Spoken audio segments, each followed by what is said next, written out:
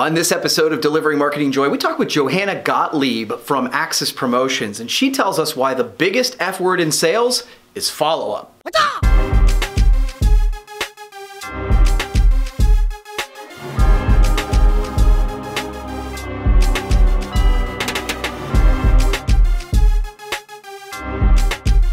Well, hey there, and welcome to a brand new edition of Delivering Marketing Joy. I am your host, Kirby Hasseman, and joining me today, it's such a pleasure. She is a rock star for sure. She's the VP of Sales for Axis Promotions, Johanna Gottlieb. Johanna, thanks for joining me.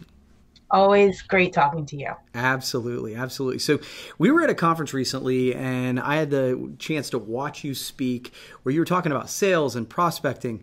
And so when it comes to upping your sales game, what are some of your best sales tips?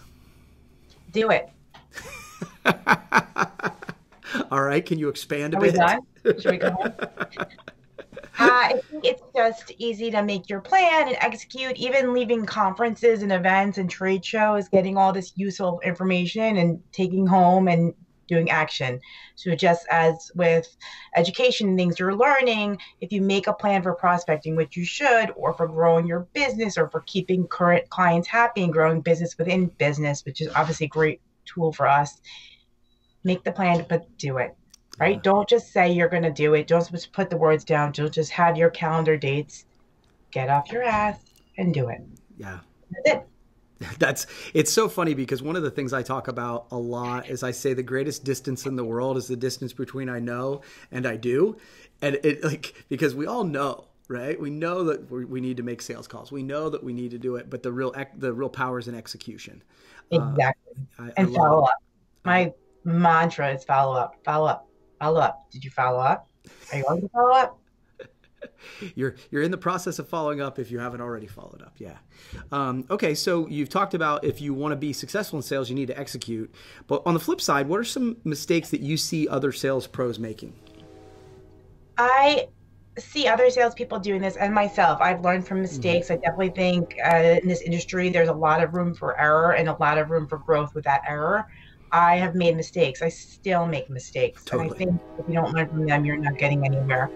I feel sometimes in this prospecting world and growing business, I get very excited. I have a lot of passion for it. And sometimes I have a conference and I will think about everyone's enthusiasm and the feedback I got and the conversations I had. And I got back and sent out, 12 mailers that week and then sort of touch points. And I was so excited for the response and the follow-up.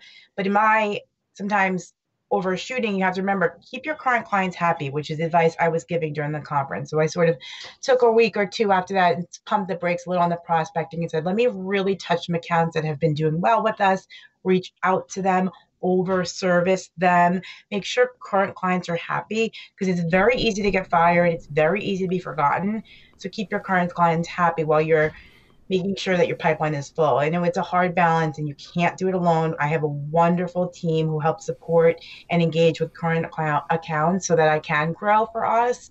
But I think sometimes our clients want to see us and want to hear from us and want to know that we're on top of things. So make sure you're letting them know about that great Patagonia order that came in, or that cool custom box project someone was talking about. Thank them, send them a note, call them. So make sure that you're sort of touching your accounts and making sure that they know you're involved and vetted in what they're doing so that they feel appreciated and loved. No, I love that 100%. It's another statistic I heard that 69% of clients that leave you because of perceived indifference. And that's kind of a scary statistic, but it's also exciting because it's like, that's something you can fix. Right? Yes, exactly. And again, I make mistakes. I'm not perfect. We got let go from a big account recently, and I learned a lot from it and I'm still learning from it. And I'm hoping we can get back in, but I've really taken a lot from that and how I'm going to be servicing some of our larger accounts and trying to not let that happen again. So yeah. Not perfect. Things happen, learn from them, but also make sure you're not just feeling sorry for yourself and trying to pick up 15 new accounts. You're keeping those current accounts happy. I love that. And follow up. Mm-hmm. All right. So final question for you. You've been a part of PromoKitchen for years. You and I had a chance to work together a little bit there.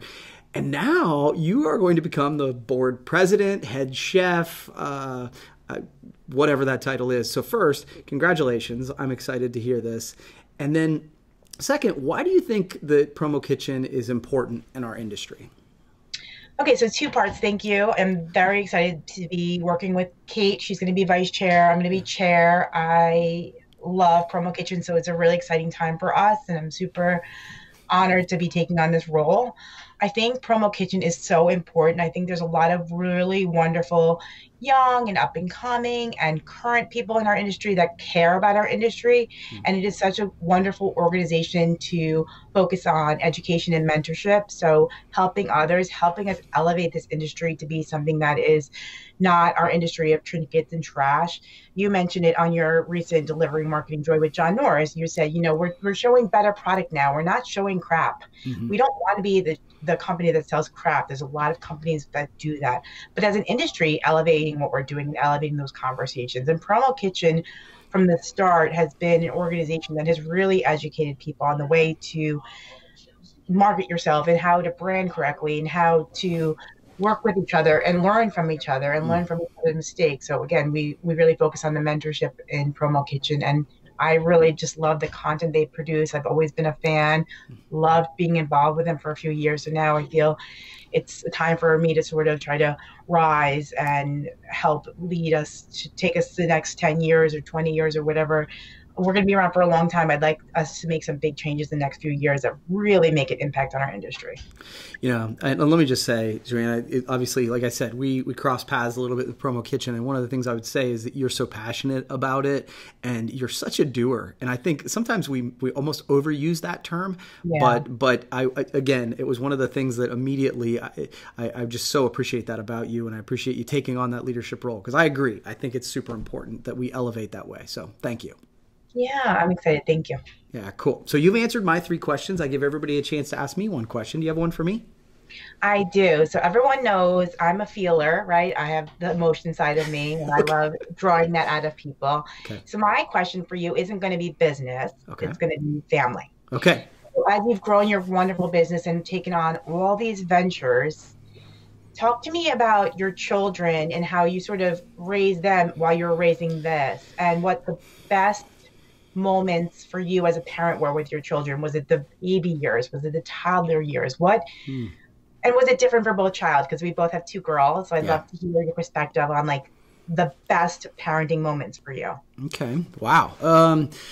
Okay. So the one thing I think, as a parent, I think my wife and I would both say, like every parent, there's a lot we got wrong. But I think the one thing that we did pretty well is we lived in what I always like to say, lived in the is. We lived whatever the stage they were in, we enjoyed it. Minus a couple years in junior high.